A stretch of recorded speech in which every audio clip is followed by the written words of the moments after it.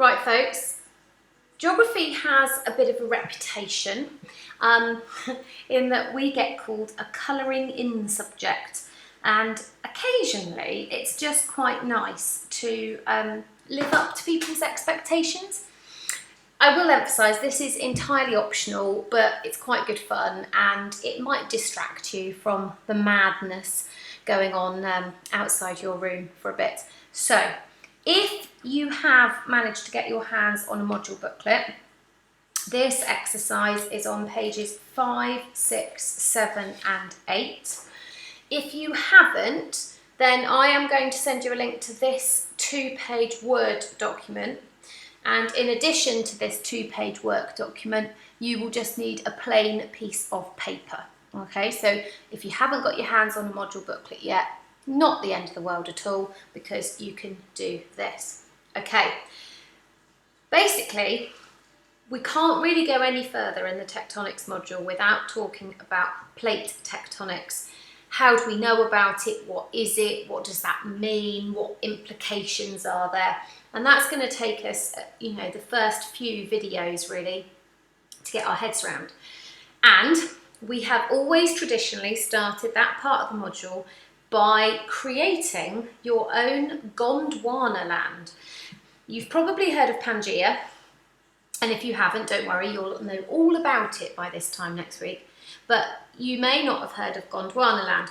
So Gondwanaland is a point in Earth's history where some of the continents were joined together.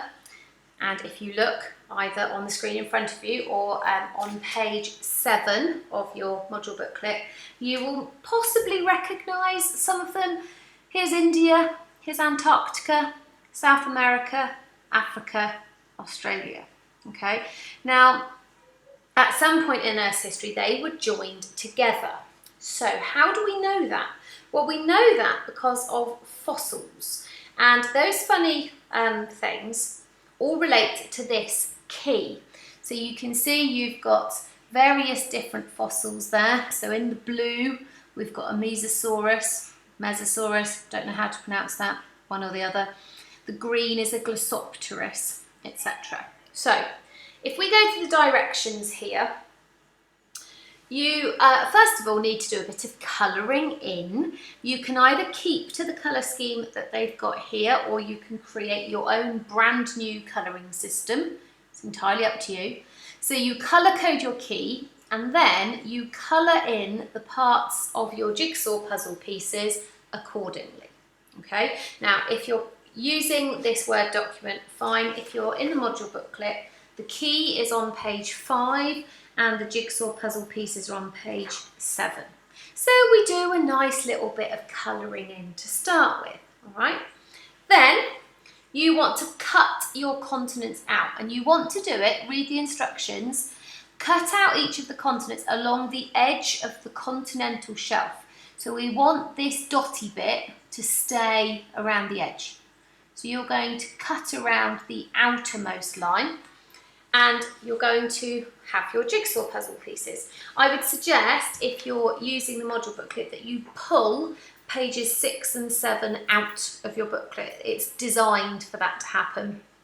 If you're printing off the Word document in front of you, it's fairly self-explanatory. So you've done some colouring, you've done some cutting. Your next job is where you have to engage your brain, ladies and gents. It's the tough bit. You have to use these different coloured strips to work out how the jigsaw puzzle pieces fit together. And I promise you that they all do. So you need to play around with your continents until you figure out how they all join together in one big lump.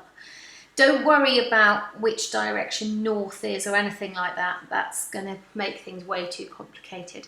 So you're going to do a bit of jigsaw puzzling. So that's step 3. Number 4, when you are satisfied with the fit of the continents, discuss the evidence with your partners and decide if it's compelling or not. That discursive bit is going to be slightly lost in virtual world, so don't worry too much about that.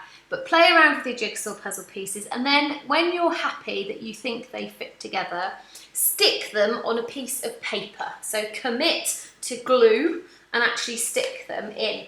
If you've got a module booklet, you stick them on page 8, which is currently blank. If you don't have a module booklet yet, if you could just stick them on a plain piece of paper, please.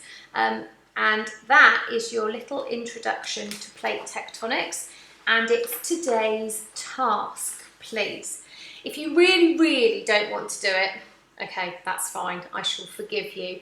But instead of creating Gondwanaland, could you do a little bit of research, please, into the case study nuggets that the first 2 videos were on?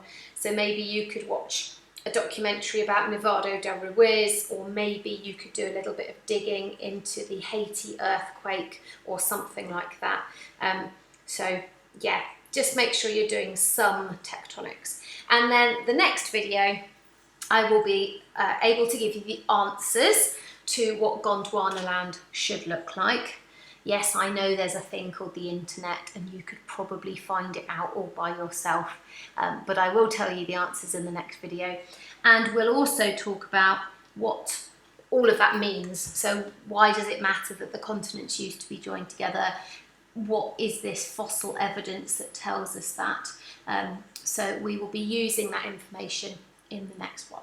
Okay, that's it for today. Should be a nice, easy, enjoyable one.